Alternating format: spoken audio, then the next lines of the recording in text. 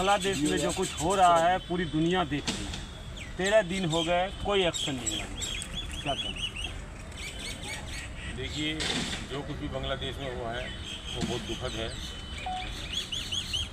और जैसा कि बांग्लादेश की प्रधानमंत्री शेख हसीना ने कहा था कि अमेरिका यहाँ पर सेंट मार्टिन जो द्वीप है उसको, चटगांव को, म्यांमार के कुछ हिस्सों को, मणिपुर के कुछ हिस्सों को, मिजोरम के पूरे मिजोरम को, नागालैंड को मिलाकर एक अलग ईसाई देश की मांग कर रहा था।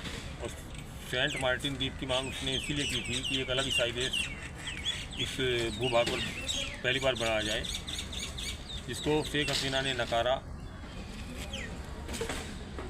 तो उसका असर पूरी दुनिया ने देखा ही है, क्या असर हुआ है। किंतु उसके बावजूद भी शेख हसीना की सरकार को गिराना मुख्य मकसद नहीं है। मुख्य मकसद है एक ईसाई देश बनाना, नया ईसाई देश बनाना। उसी को लक्ष्य करते हुए ये जो हिंदुओं का नरसंहार हुआ, ये सब CIA के एजेंट ही हैं। ये सब कोई बांग्लादेशी मुस्लिम, कंधा मुस्लिम का है, किंतु बंदूक, छुरा, हथियार, बलात्कार सब अमेरिका के कहने पर हो रहा है। सभी फंडिंग पूरी। और इसका मुख्य मकसद यही है कि भारत को उकसाया जाए, और भारत उकसाने पर बांग्लादेश पर हमला करे। और ऐसी परिस्थितियों में आप देखते ही हो कि बांग्लादेश की जो शेख हसीना है उसके खिलाफ पूरा अमेरिका है ही। उसने, ब्रिटेन और अमेरिका ने उसको शरण देने से भी इनकार कर दिया। तो ऐसी परिस्थिति में अमेरिका, इस युद्ध में अमेरिका बांग्लादेश के साथ खड़ा हुआ है। और ये कोई मुश्किल नहीं है कि जो इनका महत्वाकांक्षी सपना है कि ईसाई देश बनाना, यदि भारत हमला करता है तो एक युद्ध होगा। युद्ध में अमेरिका हो सकता है म्यांमार का हिस्सा, तुम्हारा म्यांमार छोड़ो, मणिपुर, मिजोरम, नागालैंड, सेंट मार्टिन, चटगांव, इन सबको मिलाकर एक अलग ईसाई देश बनाने में कामयाब हो जाए। इसी साजिश के तहत ये जो हिंदुओं का नरसंहार है, हिंदुओं पर हमला है, ये सब किया जा रहा है। भारत सरकार को क्या करना चाहिए ऐसे माहौल में? हाँ, भारत सरकार को करना चाहिए इसमें। ऐसे में अपनी सीमाएं वहाँ के हिंदुओं के लिए खोल देनी चाहिए। और अमेरिका का जो ये सपना है, ये सीमाएं खोलने के बावजूद ये पद्मा नदी है, उसके इस पार का पूर्वी तरफ का इलाका है, उससे ही हमारे मेघालय की सीमा लगती है, मिजोरम की सीमा लगती है, त्रिपुरा की सीमा लगती है, मणिपुर की सीमा लगती है। इन सब सीमाओं में बांग्लादेश के हिंदुओं को शरण देनी चाहिए।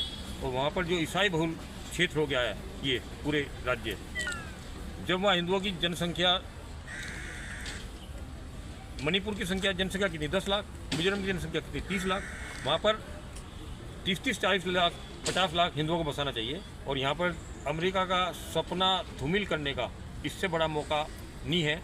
भारत को बांग्लादेश के हिंदुओं के लिए अपने मेघालय की सीमाओं के, मणिपुर की सीमाओं के, मिजोरम की सीमाओं के बॉर्डर खोल देने चाहिए। एक सवाल है सर कि 1980 के दशक में, शुरुआती दौर में, श्रीलंका में भी एक दिन में कई लाख तमिल हिंदुओं, उनकी महिलाओं के साथ रेप हुआ। उसके बाद जो अंदरूनी मदद मिली, liberation tigers of Tamil Eelam खड़ा हुआ और इतने पावरफुल हो गए कि वो श्रीलंकाई सरकार को हराने तक के करीब पहुंच गए, कोलंबो पहुंच गए। जब उन्होंने एक सेकंड सर, जब उन्होंने एक बड़ा सपना देखा जो गलत सपना था, तभी उनका ये हश्र हुआ कि वो फिर हारे या उनको दिक्कतें आई। क्या इसी तरह से बांग्लादेश के हिंदुओं को मजबूत नहीं किया जा सकता कि वो स्वयं वहाँ पर वो अपना स्टेट लें? देखिए, बांग्लादेश जो तमिल की बात कर रहे हो, तमिल लिबरेशन टाइगर की बात कर रहे हो, वो सब अमेरिका की फंडिंग से चल रहा था। अमेरिका की साजिश कम नहीं है। हम लोग 10-20 लोग खड़े हैं, इनमें कितने CIA के एजेंट आप पहचान भी नहीं सकते हो। ये जो हो रहा है सारा बांग्लादेश में कर्म, और इसमें सभी लोगों के, फारूक अब्दुल्ला का बयान आया है कि अत्याचार, तानाशाही कब तक चलेगी। ये तुम्हारा संजय सिंह अलग बोल रहा है, ये तुम्हारा जितने भी लोग हैं, भगवत मान अलग बोल रहा है। इनमें भी CIA के एजेंट हैं क्या? इन लोगों में भी ये सारे CIA के एजेंट हैं। ये पूरा संजय सिंह CIA का एजेंट है। बिल्कुल, आम आदमी, पूरी आम आदमी पार्टी। सर, हम राजनीति पे नहीं जाएंगे, हम ये राजनीति नहीं है, ये देश रक्षा का मामला है। मेरा ये कहना है कि जब 80 लाख वाला इजरायल पूरे अरब वर्ल्ड से फाइट कर सकता है, तो 2 करोड़ बांग्लादेशी हिंदू और 3 करोड़ जो बंगाली फाइट नहीं करना है। कई बार युद्ध से भगवान श्री कृष्ण ने बताया वो रणछोड़ जी भी कहलाए हैं। कई बार युद्ध से भागना पड़ता है। भाग के लिए एक सबसे अच्छा तरीका है कि बांग्लादेश के हिंदुओं को भारत के जो पूर्वोत्तर के ईसाई बहुल राज्य हैं इनमें शरण दो, और उसके बाद यदि युद्ध होता है तो हमारा हिंदू तो सेफ है। उसके बाद यदि बांग्लादेश से युद्ध होता है तो हमारा हिंदू रण छोड़ के जा चुका है, वो सुरक्षित है।